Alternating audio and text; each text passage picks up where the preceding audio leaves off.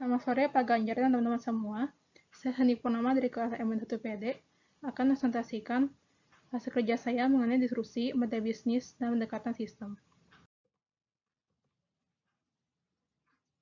Disrupsi adalah kondisi di mana munculnya inovasi baru yang menyebabkan perubahan secara besar-besaran yang mengubah semua sistem dan tatanan sebuah sistem baru. Disrupsi bukan hanya sekedar perubahan inovasi, disrupsi adalah perubahan fundamental secara besar-besaran yang dapat mengubah tatanan. Akibatnya, mereka tidak bisa mengikuti perkembangan dan mempertahankan cara lama, tidak dapat bersaing. Perusahaan-perusahaan lama telah melakukan berbagai inovasi demi mempertahankan masa pasarnya.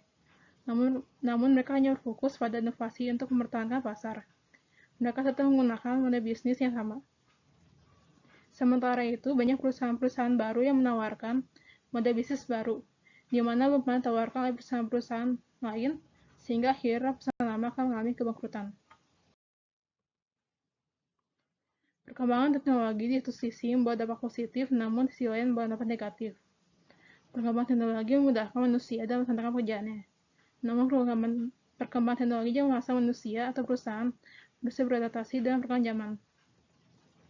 Perusahaan-perusahaan yang belum melakukan transformasi digital akan kalah dengan perusahaan lain yang lebih relevan. Contohnya bisnis retail semakin terancam dengan adanya marketplace sebagai alternatif cara belanja yang lebih praktis. Contohnya adalah transportasi konvensional yang kalah bersaing dengan transportasi online. Cara menghadapi era disrupsi yang pertama yaitu meningkatkan kualitas sumber daya manusia. Jadi disrupsi oleh perusahaan baru karena mereka memiliki kualitas sumber daya manusia yang lebih unggul, sehingga bisa mengadopsi cara baru yang baik. Sumber daya manusia harus ditingkatkan untuk bisa beradaptasi dengan teknologi. Yang kedua adalah terus berinovasi. Secara pasar terus berubah sehingga kita harus melakukan inovasi secara berkelanjutan. Yang ketiga adalah melakukan transformasi digital. Perusahaan-perusahaan yang telah memanfaatkan teknologi digital adalah perusahaan yang mampu bertahan di era disrupsi. Penggunaan teknologi digital juga mempermudah pekerjaan dan lebih efisien. Yang keempat adalah siap dengan perubahan. Adanya teknologi membuat perubahan terjadi sangat cepat dan masif, sehingga perusahaan harus siap menghadapi perubahan baru. Model bisnis adalah model yang digunakan sebuah bisnis untuk menghasilkan keuntungan. Seiring dengan perkembangan zaman, model bisnis semakin berkembang. Mencoba model-model bisnis baru yang lebih modern dan praktis. Contoh model bisnis yang pertama adalah marketplace. Marketplace adalah tempat bertemunya penjual dan membeli secara online. Yang kedua adalah freemium.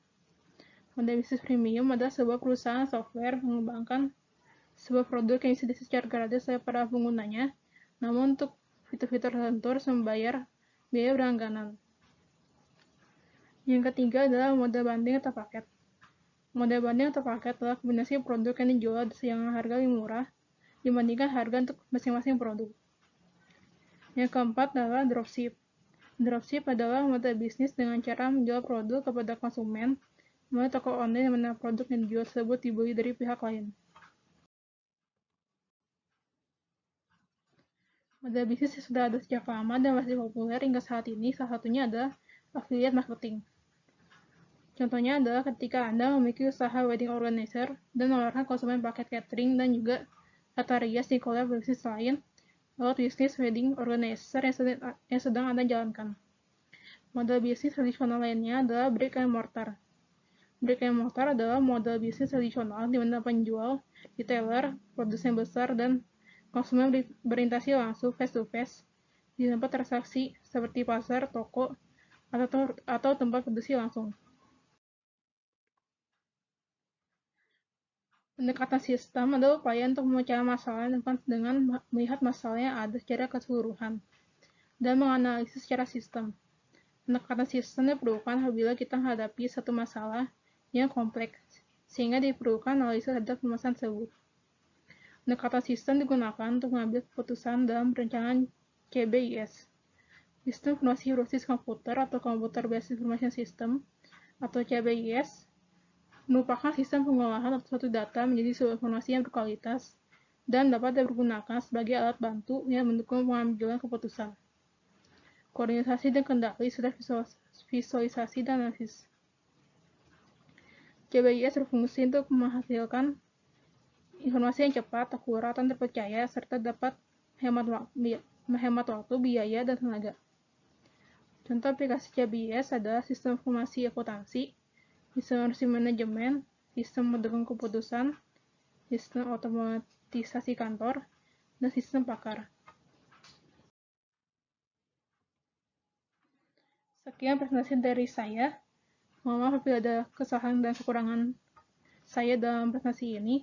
Sekian dan terima kasih.